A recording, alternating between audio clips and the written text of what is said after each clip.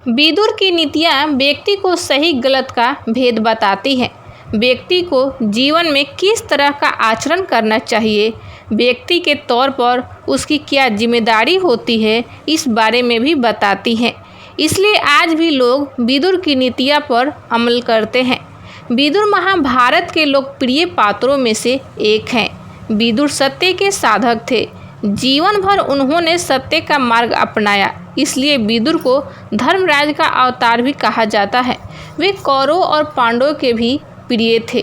वे एक दासी पुत्र थे, लेकिन अपनी योग्यता और श्रेष्ठ चरित्र के बल पर वे हस्तिनापुर के प्रधानमंत्री बने। वे राजा पांडु और धृतराष्ट्र के सलाहकार थे। धृतराष्ट्र ने जब महाभारत के युद्ध के लेकर विदुर की राय जानना चाहा तो विदुर ही पहले ऐसे व्यक्ति थे जिन्होंने महाभारत के युद्ध को विनाशकारी बताया था।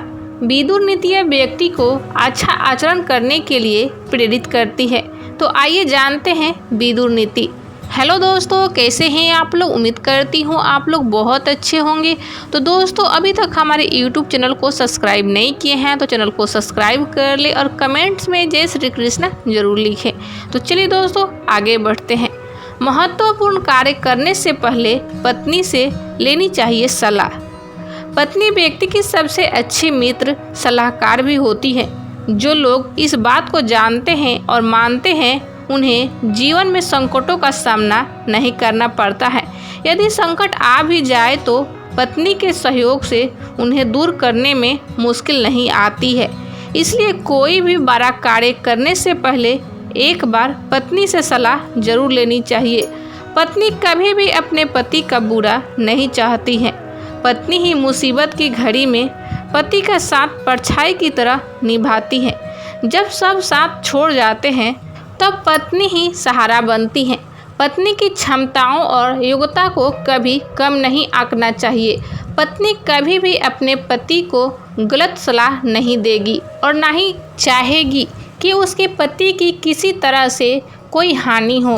पत्नी ही एक ऐसी मित्र है जो पति के साथ किसी भी हाल में जीवन गुजारने के लिए हमेशा तैयार रहती है। दूसरा है, सवाल करने पर बच्चों को डांटना नहीं चाहिए। बच्चों में जिज्ञासा को पनपने दें, इसे रोके नहीं।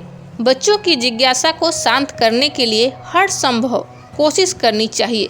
बच्चों में सवाल पूछने और नई चीज़ों को जानने की जितनी ललक होगी, बच्चों के मस्तिष्क का उतना ही अधिक विकास होगा।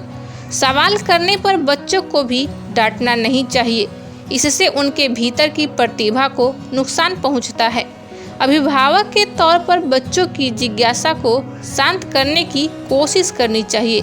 सवाल करने से बच्चों की सोचने की क्षमता विकसित होती है और उनमें मौलिक चिंतन का बीज अंकुरित होता है। तो दोस्तों, जानकारी कैसी लगी कमेंट्स में ज़रूर बताएं और चैनल पर नए हैं तो चैनल को सब्सक्राइब कर ले और वीडियो को लाइक शेयर करें। राधे राधे।